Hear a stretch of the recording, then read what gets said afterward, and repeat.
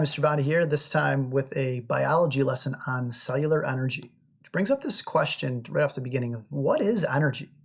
And kind of a difficult question to answer. And if you try to come up with a definition, you might end up using some forms of energy in your definition. Like, for example, you might say kinetic energy, which is a form of energy that's associated with moving things contain kinetic energy. Or maybe you'll bring up potential energy. In this case, you have this person holding a ball up in the air and then dropping it. The potential energy comes from the fact that that ball has the ability or the potential to be moving. Now, when it's at the very top of the path up here, it has no kinetic energy, so it needs to have some sort of energy stored because that energy has to come from somewhere once it starts moving. So we refer to that as potential energy. Or maybe you think of thermal energy or a form of electromagnetic radiation, which is also a form of energy. Like we're seeing over here in the stove, right? The heat from the stove is then passed either through radiation or through conduction from physical contact into the pot that has water, and then you get these convection currents. All of these are forms of energy that get brought up. But again, when we take a look at, well, what's that book definition of it? Really, the definition comes up as the ability to do work. That's a kind of a vague answer, so we need to look a little bit more at energy. Here's another property of energy that's often brought up is that of the conservation of energy. In this principle, what's basically said is that energy cannot be created nor destroyed.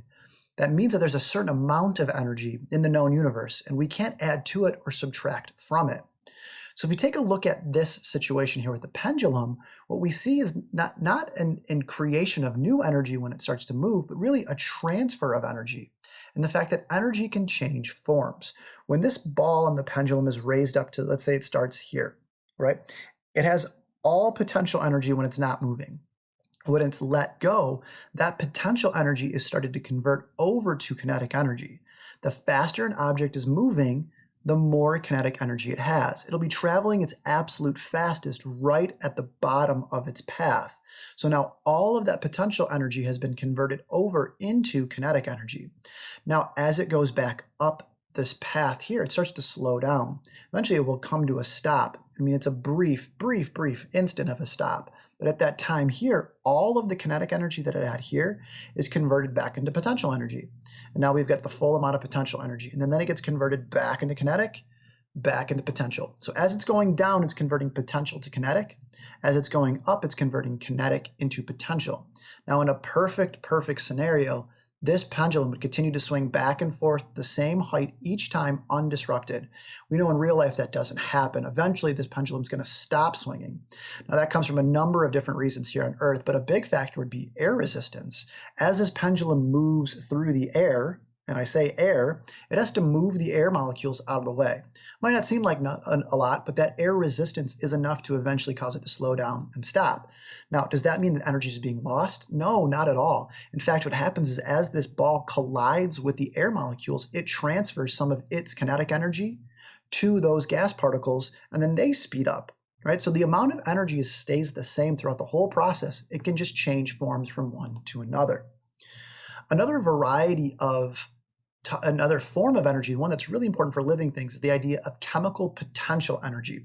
So we've got this idea of potential energy or stored energy coming up again, but now it's happening in chemicals, specifically in chemical bonds. So we take a look over here at this chemical on the left. This is glucose, C6H12O6, and in it, it has a lot of chemical bonds. All of those lines are chemical bonds. And within those chemical bonds is stored energy. Well, how do you get the energy out of it? It's not like you can drop glucose and energy will just magically appear out of it. No, what needs to happen is you need to break those chemical bonds. Once those chemical bonds are broken, the energy is released, and then a living thing, like a cell, can harness that energy to do lots of things. This chart over here on the right shows a bunch of different energy values associated with different types of chemical bonds. And you can see this carbon-to-carbon single bond, which is being shown right here, has about 83 kilocalories of energy, whereas a carbon-to-carbon triple bond is about 194 kilocalories of energy. So it would take more energy to break this, but it also releases more. Now let's talk about energy within living things, and really one of the most common things that people think about when they think about energy in life is they think about the sun. And they think about the sun providing energy for plants and other producers to do photosynthesis. The real name that we like to give for all of these varieties of producers are called autotrophs. And it's not just plants that do photosynthesis. There's also algae, which is a protist. There's lots of other varieties of organisms that do make their own food as well that don't use sunlight. But the most common form is ones that do photosynthesis. And that is, again, an energy source that's being used to provide food for those plants. Well, what about organisms that are heterotrophs or consumers like us? We certainly can't use sunlight to make our own food. So where do we get our energy from? Our energy comes from our food, right? And ultimately, we can trace our energy back to the sun. Let's say, for example, you're talking about eating this hamburger right here, this delicious hamburger. Right? Hamburger comes most often from cow, right? Cows are herbivores. So where did they get their energy from? Well, they got it from a plant like this. And where did that plant get its energy from? Well, the sun. Almost all of the energy that we consume and then we use ultimately can be traced back to the sun. And what are some things that living things use energy for? For growth. If you want to add on new cells or make the cells you have bigger, you need energy to do that. Development, for new parts and new components to a living thing, they need energy to develop those. Development requires energy. For reproduction, to be able to pass on their DNA, their genetics, and then keep their species going, organisms need energy to do that. To maintain homeostasis, like the ability to move things in and out of a cell through the cell membrane, requires energy in cases. To respond to stimuli in your environment requires energy. Movement, like what we do as animals, requires a whole lot of energy. Cellular processes like photosynthesis and cellular respiration, which we'll look at in more detail, those require energy in order for them to work. Metabolism, which are complex chemical reactions, require energy.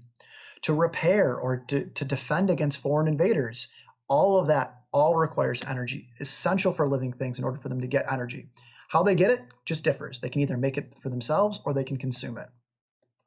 Here's a form of chemical energy that's the most common form used by living things, ATP or adenosine triphosphate. Really, there's three parts that we can take a look at when we look at the chemical structure of ATP. The first is this adenine, which you can also find in DNA. It's the A in the nitrogenous base of DNA. That's where the adenosine part comes from. You can also find this ribose, which is the 5-carbon sugar that's found in RNA as well.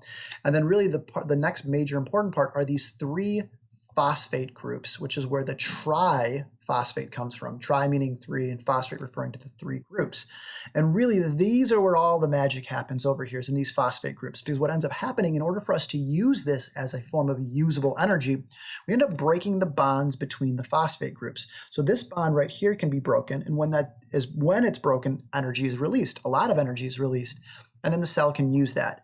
Now what we'd have left is we'd have two of these phosphoruses, and it could be further processed. We could cut off another one, and then we'd just have one. And you could cut off the third one if you wanted as well. Typically what happens, it's just the third one that's broken off. So this third and the ATP is broken off, and you get ADP, which stands for adenosine diphosphate, meaning two, and then it's recharged back into it. Speaking of charging and recharging, we oftentimes consider ATP and then ADP as a form of a rechargeable battery for living things. So again, here is that the adenine, and then there's the ribose. So here's the base components of ATP. But now notice there's only two phosphoruses. These blue spheres are representing phosphorus. And there's another one just kind of floating here. If we want to attach that back on, which cells do all the time in the process of cellular respiration, it's going to require some energy to do that. Once that is done, now you have ATP. That ATP can now be used to perform all sorts of cellular processes. The diagram down here at the bottom shows it pretty well, right? When you add ADP, there is some energy that's stored there. It's just not the full amount of energy that's stored. Once we have it to ATP, now we have full energy storage. Another form of energy that's for long-term storage in living things is glucose. This is, of course, the product of photosynthesis made by plants. If you take a look at the structure of glucose here, you see lots and lots of chemical bonds. And really, that's where the energy comes from. All of that stored potential chemical energy in glucose. So we were oftentimes refer to glucose as a form of stored chemical energy for living things. And eventually what's going to happen is the energy in these bonds of glucose is going to be converted over into ATP, which is the most readily usable form of energy for living things. So we talked about some energy conversions from kinetic to potential. What about energy conversions that happen in living things? This is a very common form of energy conversions for living things. We start off with solar energy from the sun, and then plants do their own form of conversion right here. They turn solar energy into stored potential chemical energy in the form of glucose. So now the plants have stored energy inside of their cells. Then what can happen is another organism can come along and essentially steal that stored energy from them by consuming them. And so now that glucose is inside of this organism here, this deer. Now, this deer is going to convert that glucose into another form of chemical energy, an ATP. In the process of, there's some gas exchange that happens, right? So the plants give off oxygen. The organism then uses the oxygen and then gives off CO2, which then goes back to the plant. So we have this back and forth process. So as long as we continue to get this input of energy from the sun, this process can continue over and over and over, and you have this recycling of materials back and forth. The final concept to talk about when we talk about cellular energy is that of metabolism. Now, when I say metabolism, you probably think of like your ability to digest food. And that's kind of related, but really there's two forms of metabolism that we talk about. The first are anabolic chemical reactions. In an anabolic reaction, something is being built. And to build anything that's complex, you need energy. So take a look at this example here. You have one 6-carbon sugar, let's say for example it's glucose, and another one being added, and so on and so forth. You've got a bunch of glucoses being added to each other. Well, to link them to each other, like this final product here, that requires energy, and you've built something that's complex. An anabolic reaction builds something that's complex. It requires energy to do so. A catabolic reaction is the exact opposite. You start with something that's complex and you break it apart into its components. In the process of, if you're breaking chemical bonds, you're releasing energy, oftentimes in the form of ATP. So again, a catabolic reaction makes energy by breaking things down. So here's two examples of, or an example of an anabolic and a catabolic reaction, but now in living things. Photosynthesis takes an input of light energy combined with water and carbon dioxide, which are fairly small, non-complex things, and puts them together to form glucose, which is a very complex thing. This requires energy. The energy input comes from the sun. A catabolic reaction is like cellular respiration, which happens in the mitochondria of all of your cells. You take something complex, in this case glucose, and you break it down into smaller things and release energy. You release it in the form of ATP, and then you also create water and carbon dioxide. These two reactions, photosynthesis and cellular respiration, are going to be the topic of our study coming up, but these are really important forms of energy transfer and energy conversions that happen within